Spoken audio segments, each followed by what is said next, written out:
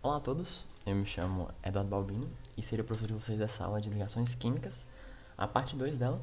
A parte um foi falado sobre um pouco sobre as ligações iônicas, metálicas e outras coisas relacionadas.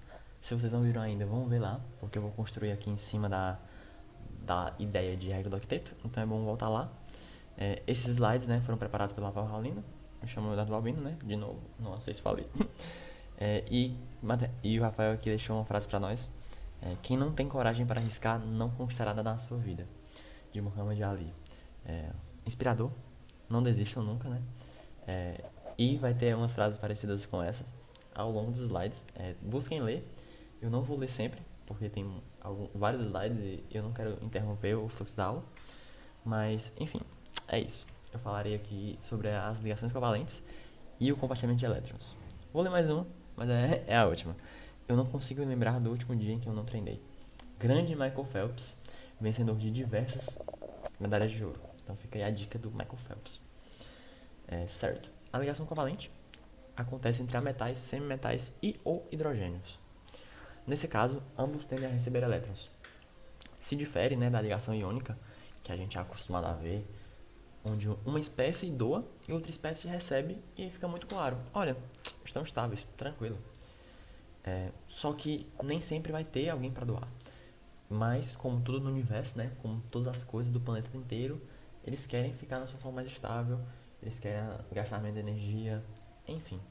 A alternativa que eles encontraram para isso, né, para aumentar a sua estabilidade, é o compartilhamento de elétrons entre duas espécies do mesmo tipo, né, que querem receber.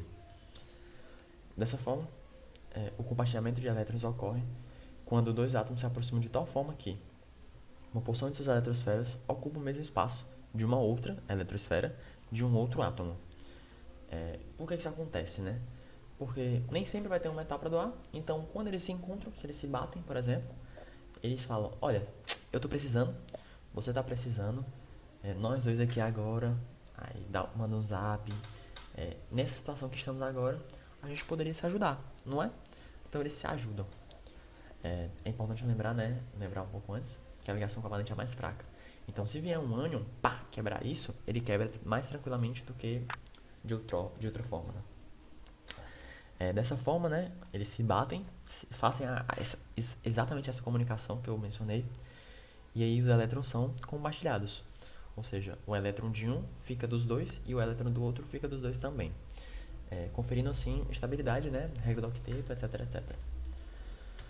Aqui o primeiro exemplo, né, que é a molécula de cloro 2, que é o gás cloro, que a expansão aqui eletrônica de Linus Pauling termina aqui, dá pra ver, né, que caramba, ele não tá estável, ele tá precisando de um para completar o 3p6, para completar a sua a sua camada de valência. Dessa forma, ele vai lá pro seu amiguinho cloro, eles se batem e falam assim: olha, a gente não tá estável, a gente não tá octetados, então vamos lá compartilhar um elétron. Aí nessa situação, aqui o cloro vermelho e o cloro azul, né? Esse par, que é vermelho e azul, ele é parte simultaneamente dos dois, certo? Então ele é o cloro vermelho, eu posso falar que ele está estável, porque ele tem os 8, e o cloro azul também está estável, porque ele tem os 8. Essa ligação covalente simples, certo? Vou só dar uns outros exemplos, mas são fundamentalmente a mesma coisa. Se você não entendeu, pode voltar atrás, mas eles são todos a mesma coisa, né? Nesse exemplo aqui, são duas ligações simples ocorrendo simultaneamente. Só um comentário aqui, uma ressalva. É, esse, essa molécula, ela não é desenhada dessa forma, certo? Tipo, ela é dessa forma, claro, mas ela não é. Quando a gente olha para uma coisa assim simétrica e tal, a gente pensa em apolar. Mas a molécula da água, ela é polar, porque esses dois pares de elétron, eles estão aqui em cima, né? A forma mais bonita desenhada, eles estão aqui em cima, formando uma carga muito negativa, que acaba empurrando os hidrogênios para baixo. Aí ficam dois hidrogênios aqui embaixo, que eles ficam polares, né? A molécula polar. Vou comentar um pouco mais sobre ligações polares, um pouco mais depois. Então é isso. Aqui o hidrogênio, né, uma das exceções, ele não quer formar 8, porque seria um pouco maluquice, né, ele pegar 7 elétrons. Então ele pega só um e fica seu estávelzinho, sua camada de valência completa. Tá aqui, né, o mesmo exemplo, mesma coisa. Um verde do oxigênio, um vermelho do hidrogênio. esse par é simultaneamente dos dois nessa situação. Vou prosseguir aqui. É quase sempre a mesma ideia, né? Mesma coisa. Aqui, né? No gás carbônico, o carbono, né? Uma das exceções, mas não é mais exceção, né? Já que é para estar na mente, assim, que eles, carbonos, fazem 4 ligações. Nesse caso, eles fazem duas, ele está fazendo, né? Duas ligações duplas. Não está desenhado como nos outros exemplos, mas lembrem sempre que esses 4 elétrons que estão aqui, né?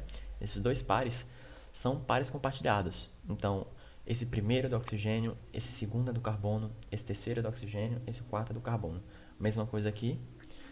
Dessa forma, se a gente contar aqui, né, da camada externa de valência, 1, 2, 3, 4, 5, 6, 7, 8, estável, é uma molécula aí tranquilíssima, estão ambos os átomos satisfeitos, então é isso. Próximo exemplo, é a molécula de nitrogênio, dá pra ver aqui o 2p3, 3 era pra estar aqui em cima, mas tranquilo. Ele precisa estar no 6, né? E como é que ele alcança isso? Surpreendentemente, em vez dele fazer sei lá, qualquer outra coisa, ele faz uma ligação tripla.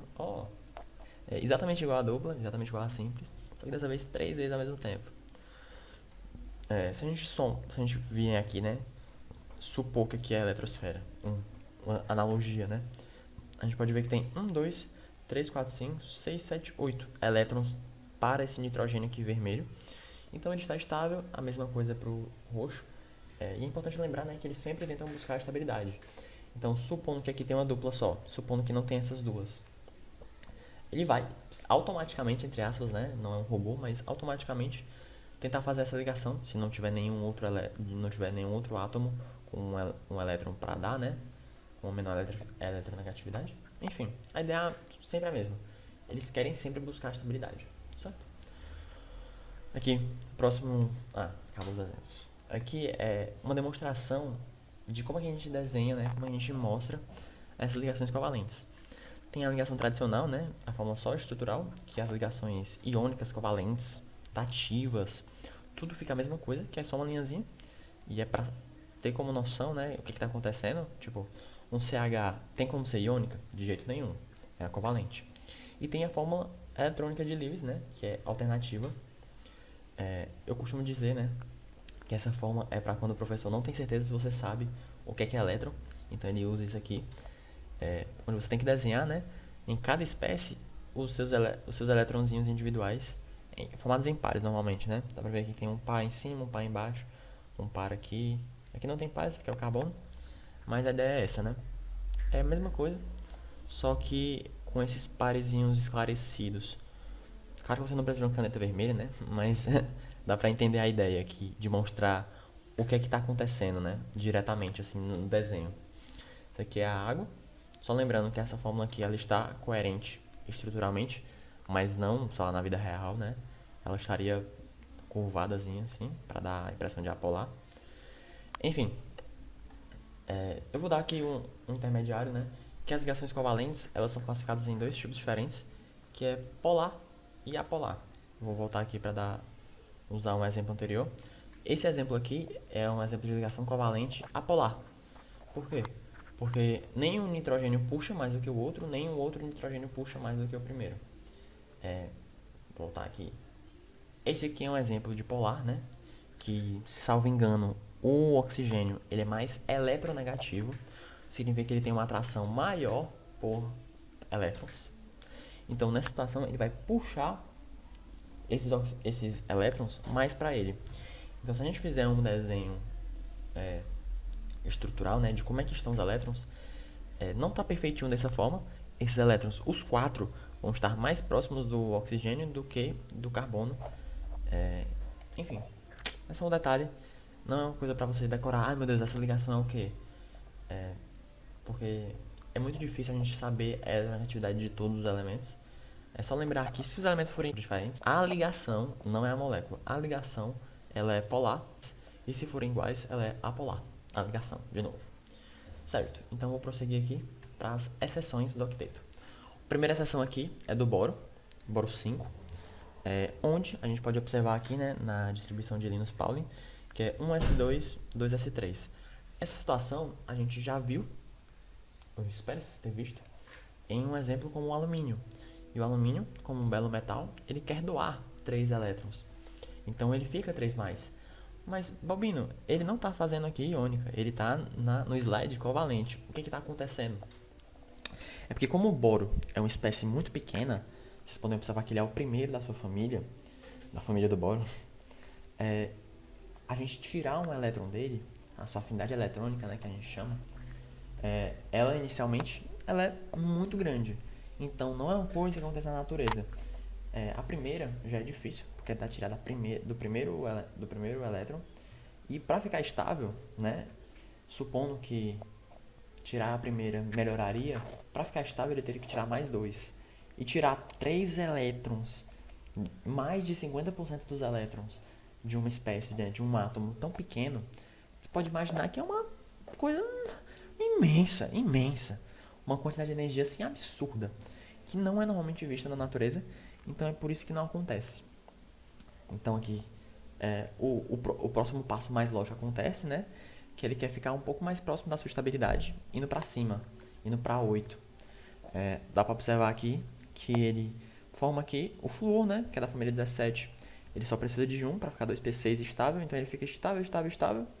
Mas aqui o boro dá para observar que ele não ficou com 8 elétrons na sua camada de valência. Ele ficou somente com 6. Ah, Balbino, como assim que ele estava com 6? Cadê o octeto? De fato, está no slide das exceções do octeto. Ele não atinge o octeto, mas é fácil ver que 6 elétrons na sua camada de valência é muito mais estável do que 3 para o boro, né?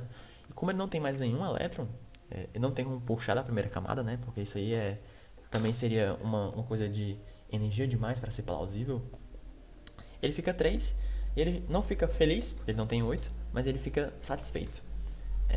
A mesma coisa acontece com o berílio, que ele usualmente ficaria 2 mais, que lembrar, né, que é o da segunda família, da família 2A, dos alcalinos.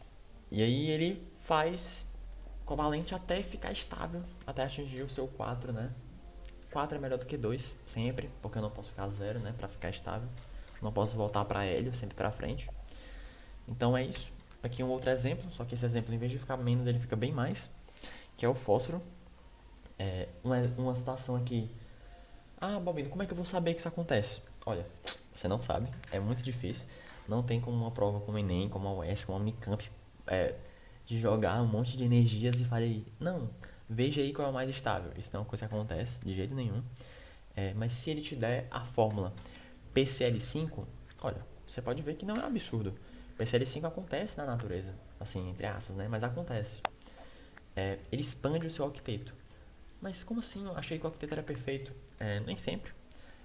Mais na frente a gente vê que o octeto quase sempre vai ser travado, né? A gente mais vê em prova é o octeto sendo quebrado. Nessa situação, o fósforo, a gente pode lembrar, né, que ele deveria fazer 8. Ele deveria pegar só 3, tá aqui no Linus Pauling. Só que ele faz uma coisa chamada hibridização. Não é uma coisa interessante a se discutir o que acontece. Mas assim como o carbono, ele hibridiza-se com o seu próximo componente aqui, entre aspas, que ele tenta, né, ficar mais estável, obtendo mais elétrons. Porque depois da terceira camada da tabela periódica, né, ele não mais se condiz somente à tabela do octeto. Qualquer elemento abaixo da terceira camada, ele pode fazer isso, né? Que é expandir o octeto e aloprar e ter até 18 elétrons, né? Que é aquele D, né? Que tem 10, então fica 10 mais 6, fica 18. Então aqui é um exemplo. Ah, mas como é que eu vou saber quantos vão ter? Ele sempre vai dar, por exemplo, um PCl4, enfim, esse tipo de coisa, né? Isso aqui é um pentacloreto de fósforo. É um exemplo, não é bom decorar, mas é bom existir, é bom lembrar que ele existe. Ele não é um absurdo, ele não é um erro, não é para anular a questão, nada. Aqui é um outro exemplo, né, de tão absurdo quanto esse, que o enxofre aqui, o meu Szinho, né, sulfo, ele só precisa de 2 elétrons para ficar estável. Mas como ele quer, né, ele está sentindo a vontade, ele hibridizou-se para formar uma coisa mais estável para ele, que é ter bem mais elétrons, que que aqui ele pega um elétron de cada um, né? Dá pra ver que cada fluorozinho desse aqui, ele dá um elétron tranquilamente, né? Dá, assim, né? Dá e volta, bate e volta. E aí ele consome todos os 6 elétrons que estavam na sua camada de valência para tentar buscar os seus 18, né? Para tentar ficar mais estável. Como é que isso pode cair em prova, né? Olha, só sendo, né? Só dando, ele vai demonstrar, por exemplo, SF6, enfim. Dá pra imaginar, mas tipo, é bom lembrar sempre, eu reforço mesmo. É bom lembrar que o octeto não é perfeito. Não acontece sempre. Você não pode anular um item ou uma questão, perder uma coisa dessa, porque isso acontece. Acredito que seja isso. Uns detalhezinhos, né? Um reforço assim das ligações químicas em geral. Os compostos covalentes ou moleculares podem ser frutos das interações entre ametais, hidrogênios e semimetais, para ficar mais estáveis. Dentre os três tipos de ligações químicas, a covalente é a mais fraca. Enfim, os compostos covalentes não conduzem eletricidade, seja no estado sólido, líquido ou aquoso, exceção de ácidos no estado aquoso. É bom lembrar, né? Não confundam ligações químicas com as ligações intermoleculares. Essas ligações que a gente compara aqui, né, mais fraca, mais forte, são estritamente intramoleculares. Dentro de uma própria molécula, essa é a mais fraca. Pode ter alguma pegadinha, dando um exemplo de que ligações intramoleculares, a covalente é mais fraca. Não, existem, ou então a ligação mais fraca de todas é a covalente, isso não é verdade. Um exemplo é a ligação de hidrogênio, né, que acontece entre água, que é uma ligação que não é química, não é, não é intramolecular, né, não é dentro de uma molécula, mas é uma ligação, de fato, e ela é mais fraca que a covalente, né, então não cai nessa pegadinha. Um outro comentário aqui, né, dos compostos covalentes, eles sempre formam pares de compartilhamento. Existem algumas situações específicas, mas não é tão importante a ser dado um exemplo, mas existem, chamadas ligações dativas ou coordenadas, que são onde esse par de elétrons que é compartilhado, ele, em vez de ser um de cada um, ele é dos dois para o segundo. É uma coisa que não é muito usada, não é muito comum, não é muito cobrada, mas existe e é bom ter no fundo da mente, certo? Essas ligações, né, esses compostos, tem ponto de fusão e ebulição mais baixo que os demais grupos de substâncias. Por exemplo, o iônico, né, como já foi dito na aula anterior, parte 1, ele tem alto ponto de fusão e ebulição por ter o seu retículo cristalino, etc, etc. Então, acredito que seja isso. Muito obrigado pela atenção. Ótimos estudos. Última frasezinha aqui. Divirta-se. É para isso que vivemos. Então, aloprem, estudem, não desistem, mas não deixem de viver. É isso. Obrigado pela atenção.